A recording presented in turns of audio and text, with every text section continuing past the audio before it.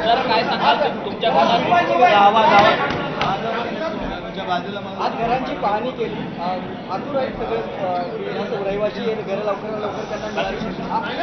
काय परिस्थिती आहे, कधीपर्यंत घर मिळतील? आज शिवसेना उद्धव बाळासाहेब ठाकरे पक्षाचे आमचे सर्व मुंबईतले आमदार आणि विधान परिषदेचे विरोधी पक्षनेते अंबादास दानवेजी यांना मी इथे आमंत्रित केलं होतं. BDD चाळ आपण पाहताय पहिला टप्पा हा पूर्ण झालेला आहे. जवळपास 550 परिवारांना घरं ही आता कधीही मिळू शकतात. चावी वाटपाचा सगळ्यांना आता एक त्याची उत्सुकता लागलेली की कधी होणार.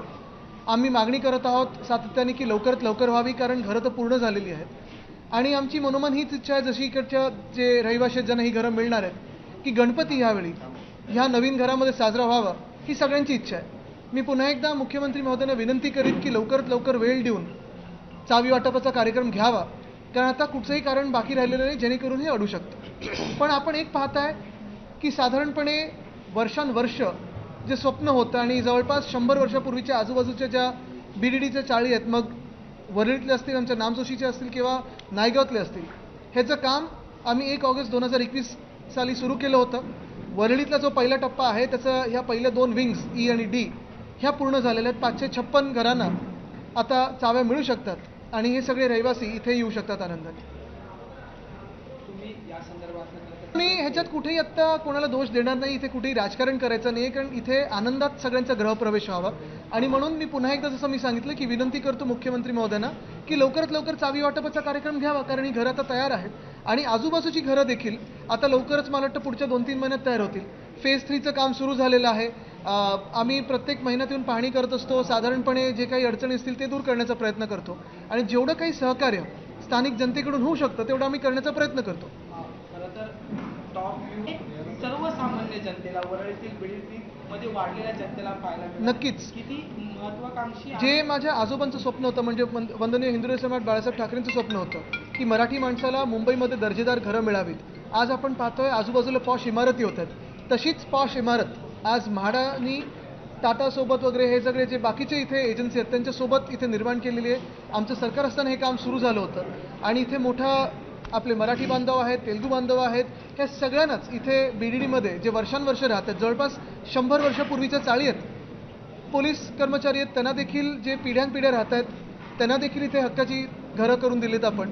मला वाटतं ही खूप मोठं पावलं आहे आणि विकास कसा होऊ शकतो हे आपण दाखवून दिलेलं आहे. जवळपास ह्याच एकट्या वरळीच्या BDDमध्ये 10,000 रहिवाशांना म्हणजे 10,000 परिवारांना घरं मिळणार आहेत.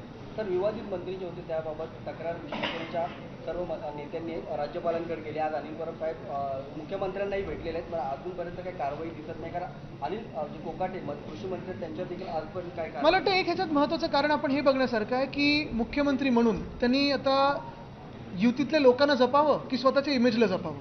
त्यांना जर स्वच्छ शासन करायचं असेल, एक कुठेही डाग न लावता किंवा अंगाला डाग न लावून घेता शासन करायचं असेल, तर जे कोणी चड्डी बनियन गँगवाले आहेत किंवा डान्स बार चालवणारे राज्य गृहमंत्री असतील, म्हणजे ह्याच्यापेक्षा अजून वाईट काय होऊ शकतं, हे हिंदू संस्कृतीत बसतं का, हा विचार करून हे सरकारने पुढची कारवाई करावी. पण संसदेमध्ये जे कृषी मंत्री आहेत एकंदरीत हे सारखे गेट करतात, त्यांचा राजीनामा अद्याप घेतला जात नाही. हेच मी सांगितलं ना, ह्याच्यात युती धर्म आहे का, आणि युती धर्म मग तुमच्या चांगल्या काम करण्याच्या आड येतोय का, हा देखील विचार किंवा चिंतन हे त्यांनी करावं.